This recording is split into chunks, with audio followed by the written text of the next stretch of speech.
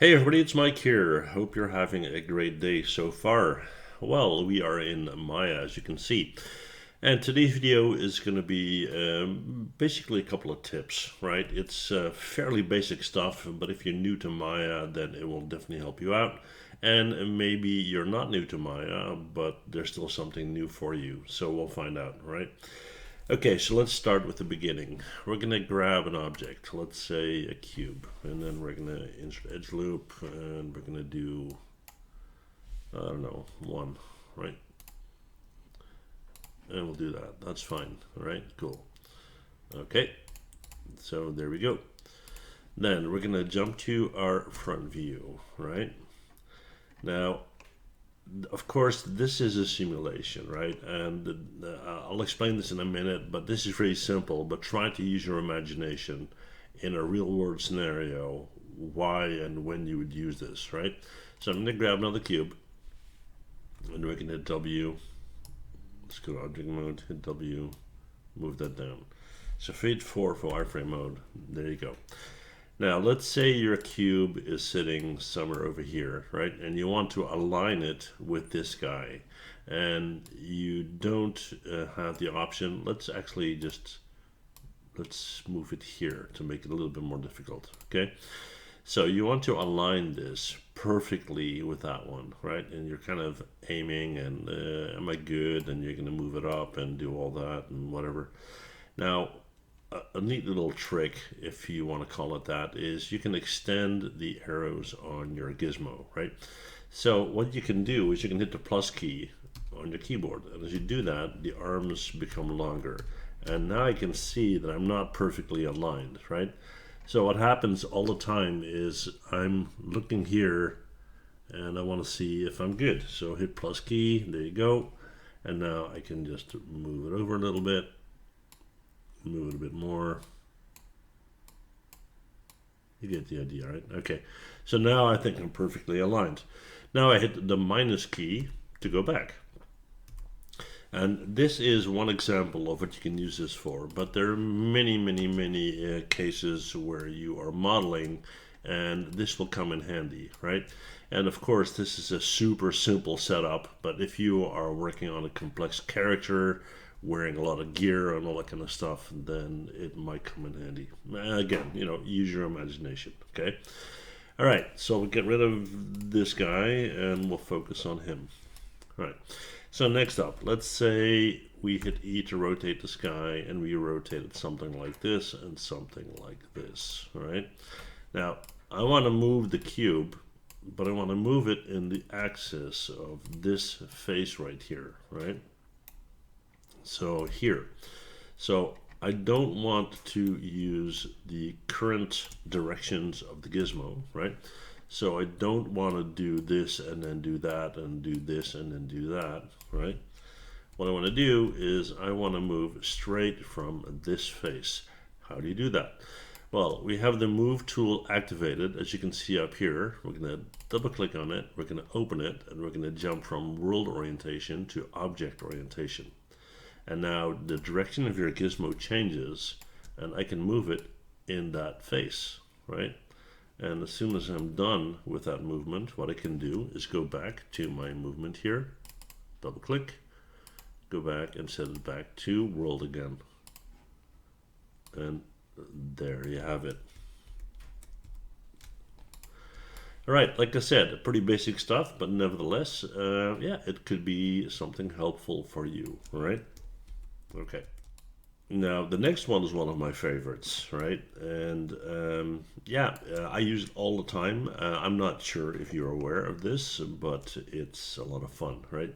So we're going to select this guy. Now, let's say I want to extrude this face, right? So what I do is I go to edit mesh extrude, or if I'm fancy, I'll do Control E to extrude. But you can do it even faster, right? And this is, like I said, it's awesome. I'm in the move mode right now, right? But obviously I'm not extruding. So the only thing I have to do is hold down shift, right? So I got this face selected, I hold down shift and I move it. Extrude, extrude, extrude, extrude, extrude, extrude, extrude. You get the idea. Neat little trick, right? Yeah, like I said, I love it. Absolutely love it. Okay, the next one you're probably familiar with if you follow my channel, because you see me do this all the time, right? Let's say you want to create a round pattern with objects. So we'll grab a cube and I'll push it out here. And let's say I want to make a circle of cubes, but they all need to have the same distance to the center right here, and they all need to have a spacing between each other that is what it should be, right? So what I can do is go to my top view, hit F to frame, and say, okay, so I'm going to want to Control D to duplicate, and then I'm going to move and move here, and then hit Control D again. You get the idea, right? And then do this. It's a pain in the you know what, but you know, you can do it that way. Now we're not going to do it that way. We're going to do it a lot easier. We're going to make sure we're in this view right here, right? We're going to select this guy and we're going to move its pivot point to the center. So we're going to hit the insert key, and I get a question all the time, what's the insert key? Okay, now if you have a US layout keyboard, you have a bunch of letters and symbols and whatnot on the left, and you have a numeric pad on the right, and then in between you have a little section with the arrows, and above that you have home and end and delete and all that. And there's a key called INS, insert. As soon as you hit a key, you see that the move symbol changes to this thing, right? What we're going to do next is we're going to hold down X to snap to the grid, and we're going to drag it until we're centered on the grid. And then we're going to hit the insert key again. So now the pivot for my cube is right there. So if I hit E to rotate right now, it will go around like this, which is pretty cool. Okay, so oops, let's go back, move that pivot point again, hit the insert key again. So what we're going to do is we're going to Control D to duplicate once, right? We got E to rotate. We're going to hold down J, which will snap it in increments of 15 degrees. So as I hold down J and I do this, you see it jumps, right? So I can do 1, 2, let's say that's what I'm happy with. I let go of the J key, and now the only thing I have to do is hold down Shift and hit D to repeat that command until we're all the way around. So hold on Shift,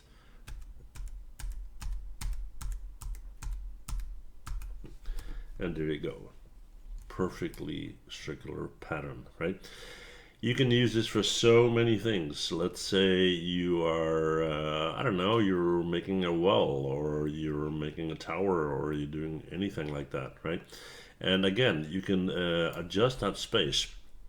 And if you don't want to use the J key, what you can do is make a very small distance, something like this, and just hit Shift D and move it again. Now it's a manual process, it's not very great, but there you go. You don't have to snap in the sections of 15 degrees. What you can do is move here. So let me start over, right? Control D, right?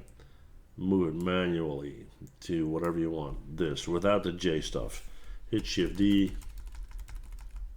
You can even just go nice and fast like this. And it will always work out perfectly, right?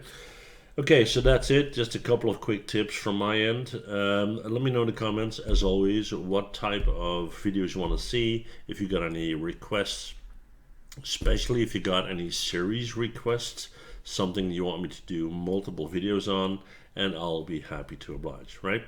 Okay, that's it for me. Thank you so much for watching, and I'll see you guys in the next one. Bye.